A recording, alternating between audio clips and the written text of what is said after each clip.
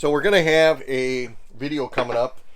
Unbelievable. We actually had a subscriber or two that said, hey, when are you going to show us a tour of your rig? So before we show you all the rainbows and unicorns, we're going to show you what it looks like when you get this puppy ready to move. And trust me, it's not pretty.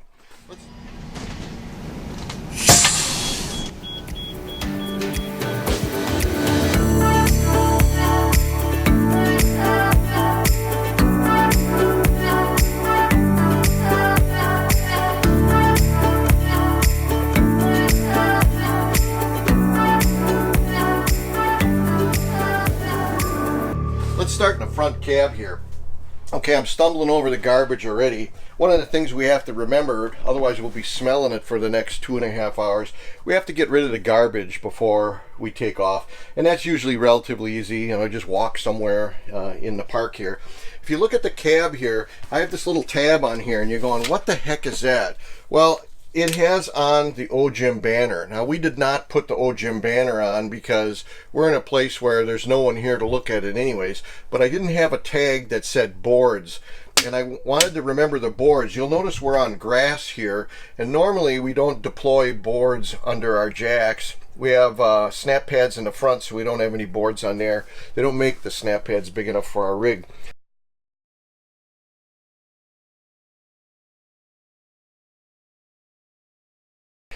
Over here, Sue will show that I got my coffee ready for the run. I got the iPod on with the cable that goes over to my Bose. Got to have your gear ready. This is the navigation system that came with the Dutch Star, but you'll notice it's fairly far to look at. It's very hard to upgrade. We like the Garmin better. The screen is larger. Sue and I can both share it. So Sue does all of the navigating from her phone. This is my phone, but she has hers. She's sitting over here doing her navigating. She does a flawless job. I think I'm going to reward her soon and buy her an iPad because I'm a good guy. All right, witnesses, it's been recorded. We've got our tire pressure gauge monitoring system already cooking away because we've already had one instance where we woke up and we didn't even know we had a flat tire. And it told us we had a flat tire actually the day before we were going to leave. So we were a little bit more prepared. Right now it tells me I got no flat tires, and that's a good thing. What's that thing on the window? Okay, this is our dash camera. And we had already mentioned one time that we put that in. That kind of records what's happening in front of you.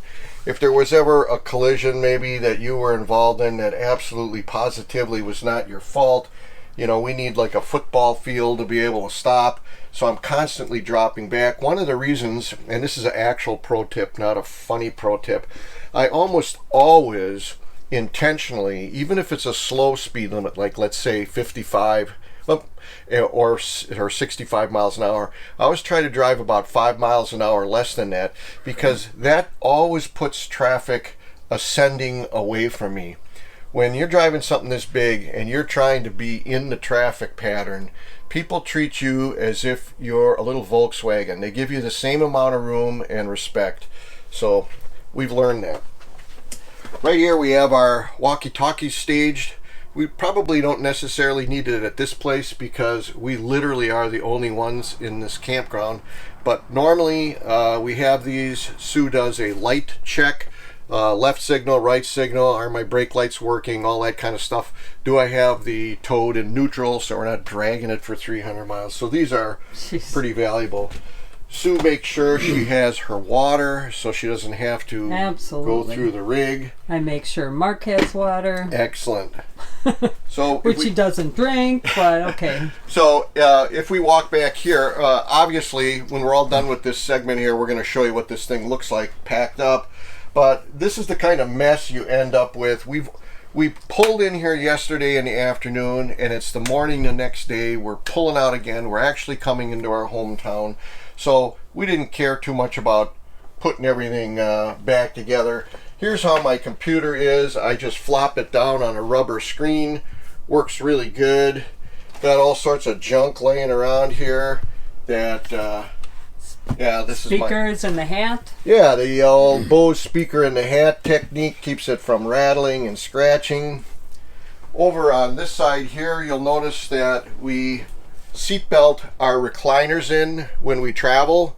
I was almost tempted to take these seat belts out because who's going to sit sideways when you're driving? We've reconfigured this rig to be for me and Sue because we're envisioning being in here many years, and we're not going to have a setup that is not correct for that amount of time. But I left the seat belts in because I didn't want these to become projectiles if we would ever have an accident. That desk is bolted in. Here's the snack table. When all of a sudden we think we need something, Sue already has things that she can just take a couple of steps back to get. As we travel back into the galley, these pillows here actually will end up being positioned between our pantry doors and the bathroom wall to keep the door from opening.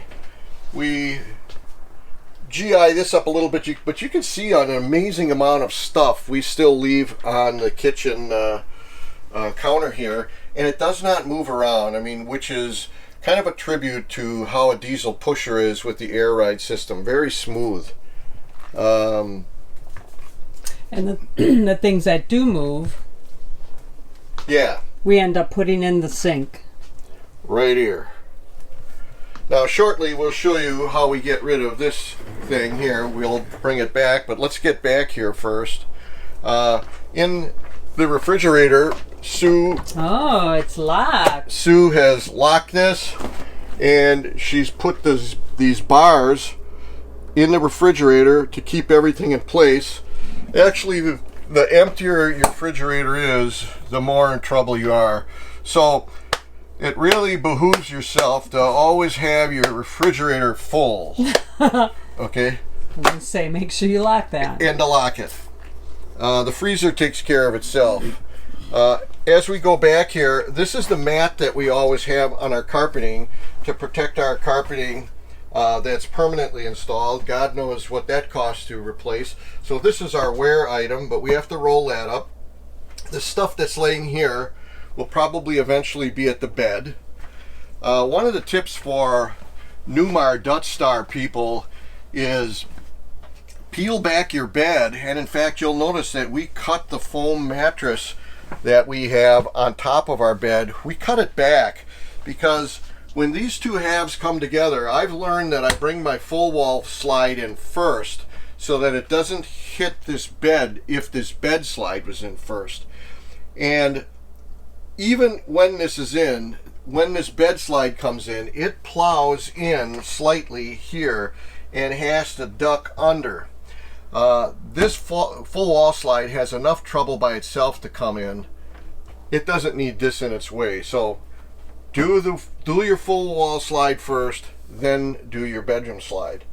I don't think there's anything else that we prepare in here. You know, we always make sure that your cabinet doors are closed. And Sue, why don't you turn around, show them what that room looks like in there. Sue puts all of her plants in the corner. We have some camera cases and computer gear, and there's some documents in there. Laundry bag. Here's the laundry. That'll go on the floor. That'll go on the floor eventually.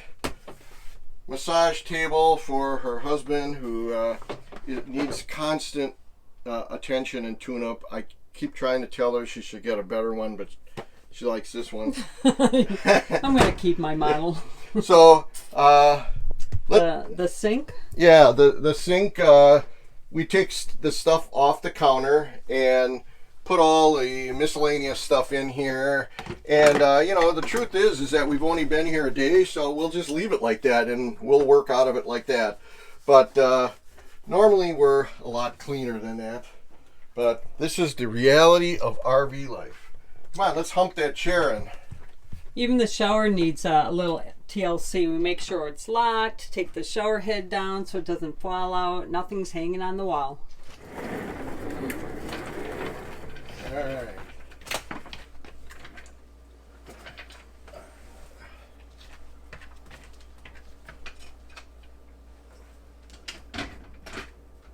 Okay. So you can see in here that once we get it in, we make sure that it's packed in so that it's not sliding around and shifting and hitting the glass window and all. So we've got more to pack in here.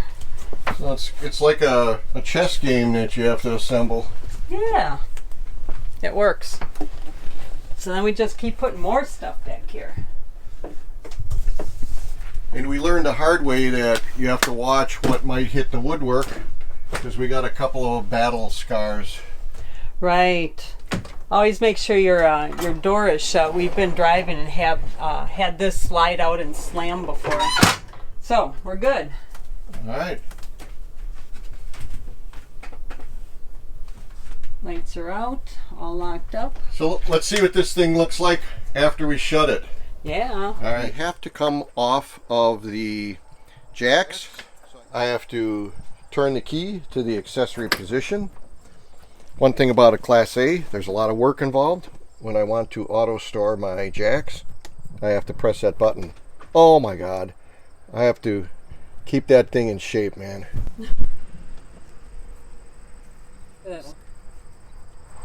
Once the jacks are up, normally we don't have them on wood, but remember, the most important thing about RVing, you have to have Fifi. So we go back, and because I had that band on my steering wheel, I actually remembered the wood, so we don't end up losing this piece of lumber because it's valuable to have. Now I'll have one on the other side, but I won't bore you with that. I'll show you where we store this. Probably not a good spot to store it because it's close to the front tires and I'm starting to get close to my rating. But you got to put it where you got room. And once it's clean, we put it right in here. I got one more to get, so I'll go do that. So now that the jacks are up, because we have the oddball full wall slide NEWMAR, we actually have to be on our airbags before we can bring our slides in. Most RVs, you actually bring the slides in first and then you come off the jacks, but ours is so big, twisting frame, blah blah blah, it's a whole story. So now I'll turn the key, I wait for this little coil indicator to go off. It's not that cold here. I turn the engine on, it starts up, I let it sit just for a minute or so, and then the trick is, and we must have RV'd for 6 months before I knew this, but once you're running, if you hit the on your cruise control and you hit set, it actually is a fast idle. You'll notice I'm at 750 here, and if I would want to go to fast idle, I can press this button, press set, and I go from 750 to 1500, yes. So it doubles the idle speed. What you're trying to do is you're trying to get these two air gauges here to get about 120 psi. When they do, you'll hear a psh come from way in the back by the engine, and that means my system is up to pressure. Right now, as I'm yakking, the coach is slowly coming up and it's lifting itself up on its airbags. Matsu, let's bring this baby together. What are you doing, Sue? I'm sweeping my floor. She's sweeping the floor. And why do we have to do that? Well, I think you could tell him better because I'm way back here and I never talk loud. All right, good point. Let's go to action cam, take it off the tripod, and just dive right in. Oh my God. The reason we have to sweep is when the full wall slide comes in, there's little tiny rollers that eventually may or may not touch the marble floor, and it will end up cracking the tile and doing damage. Now, we don't know if that's what happened here, but this is the type of damage you would get to your floor where a little section would pop out. So we are taking superior care of this coach, at least in our mind. Make sure you point out that crack came with the rig. That crack came with the rig. And we're trying to keep it in good shape for the next owner, which we hope is many years down the road. Oh my God. Okay, so here we go with the big slide. This is always the scary one. I always say the words to myself, in or out. I'm going in here, in. So I have to make sure I press the button the right way, because if I'm not paying attention, the motors are struggling, and God knows what that'll do. So you can see it's slow. There's a bunch of creaking. I don't know if that's coming through on the sound.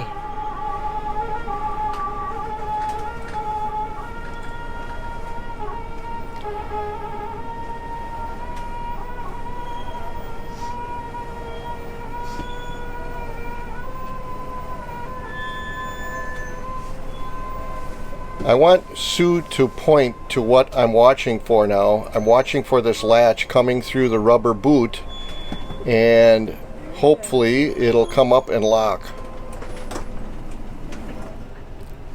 That was a pretty good one. That's not a real good one. Oh, we didn't get it.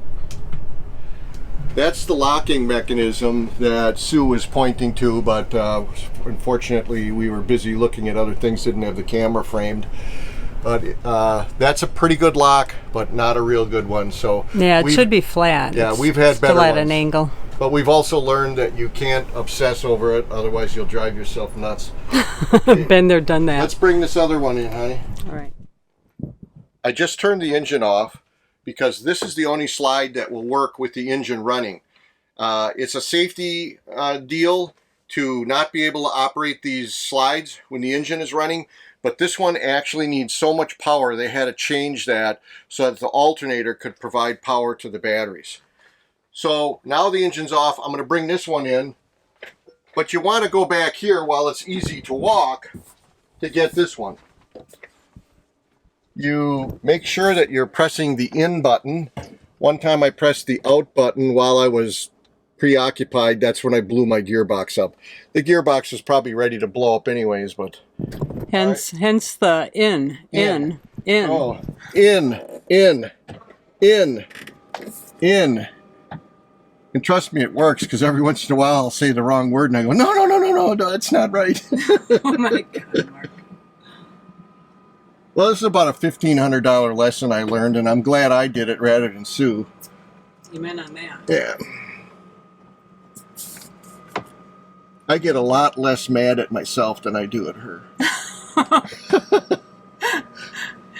I doubt that, actually. I've never seen you really mad. All right, I'm also trying not to stand on that button as much as I used to, but old habits never die. Okay, look at this. No, it's not that hard. This is designed so that if we want to go to the bathroom, we still can. And if we want to get our food, we still can. But over here, Sue, show them the pillows. So now I'll grab these pillows for our pantry. Show them why. What happened? Don't put them down. Well, if the pantry opens up while we're driving, and one of these drawers opens up, we could lose our peanut butter. And I'm telling you, I engineered this. I engineered that for weeks. All right, Sue, are you ready for the kitchen slide to come in? Roger that. In. Check to make sure the seat don't get hit. In. Check to make sure the wires don't get caught. Oh, jeez, Marco. Check. In. Contact.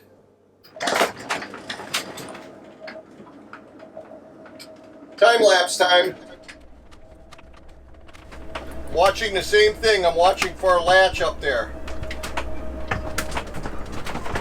Great. So, now you can see during travel, we have the recliners here that are in the way of my feet. Now, I almost made a grave mistake when I had this desk built. Last minute, after part of it was built already, I took 2 inches out of this width. It would have been 2 more inches over. That would have been bad. And I don't know how I made that. I didn't make that mistake. It's just I made too many assumptions. Glad I took that 2 inches out. Then we have this cabinet here, no problem. This chair, I'm sure we could shove it a little bit more, but we're so petite in this family, we have no problem at all. One of the things, this drawer would always flop open because there's a lot of files in there. I did a engineering study and I determined that the garbage can works perfect there. So you're an engineering genius. I know. So when we're traveling and if we stop at a way stop and we want to eat, you can see that we have a lot of room here. We got our window, we can conduct our wiring, we can use all of our appliances, we can wash up here. It's very well laid out. It's 2014 NEWMAR Dutch Star model 4369. Sue, over big buddy, good buddy, just wondering if you're ready that we can turn off the power. Why don't you disconnect our power? Roger that. 10-4. Power unplugged. We stayed at a hotel in Hickston, Wisconsin that had about 8 sites attached to it. None of them had a full hookup, but it was cheap and nice. A little scary parking on grass, and that for sure is never my preference. You can see that we had certainly plenty of room to attach the Honda here, and I'm going to show that Sue is positioning the hitch that we attached to the Honda. You can see in the distance I'm doing the easy job getting the Honda over here, and usually we remember to stand to the side and pull the Honda up and kind of guess at how close it has to be before we start the process of actually hooking it up. The person that drives the Honda is supposed to bring the equipment out, the equipment being the cables and the electric, and of course the all-important Fifi.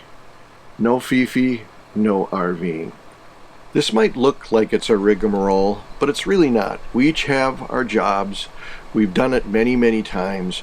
We're very careful, very deliberate in each connection that goes in, and we inspect it a few times before we leave, and you'll see later that we do a couple other checks with our lights. This check that we're showing here is we have our walkie-talkies, and I tell Sue I'm turning my left signal on, I'm turning my right signal on, I'm putting my brakes on.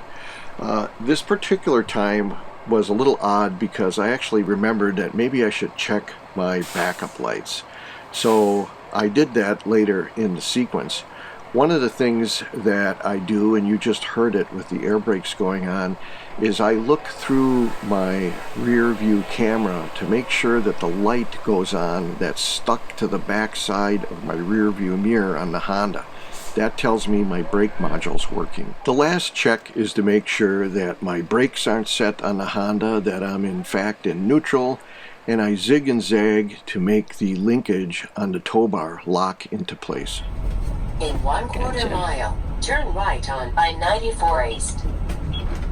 Well, we're underway, and Sue is telling me where to go, which normally is not that good a thing when you're married, but in this case it is.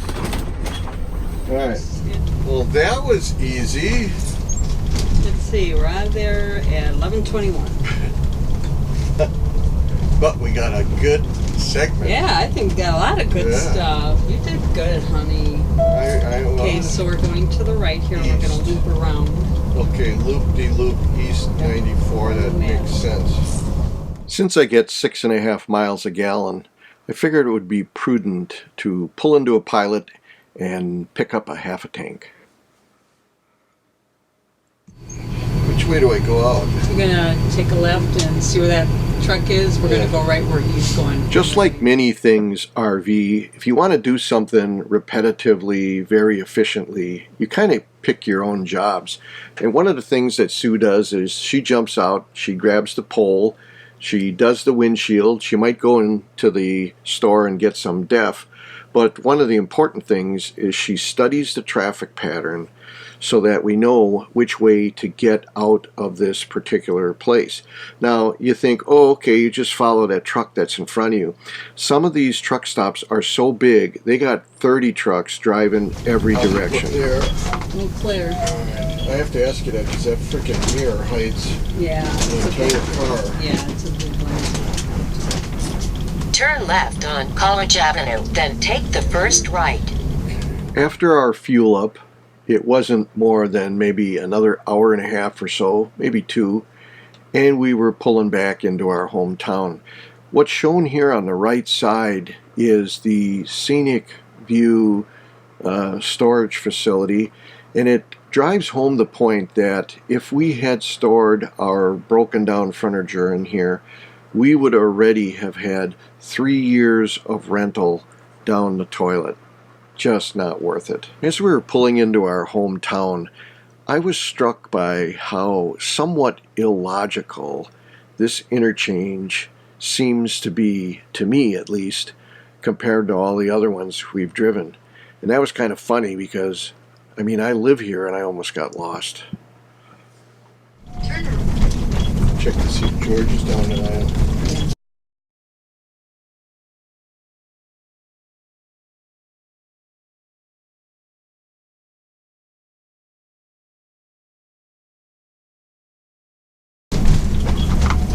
You drive, I'll look. Yeah.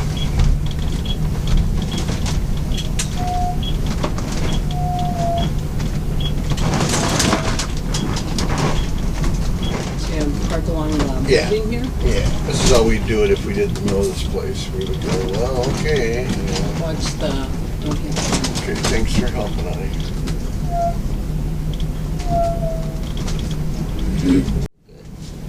Okay, there's George. Right there. Grable right there. We're not up on the edge. Alright.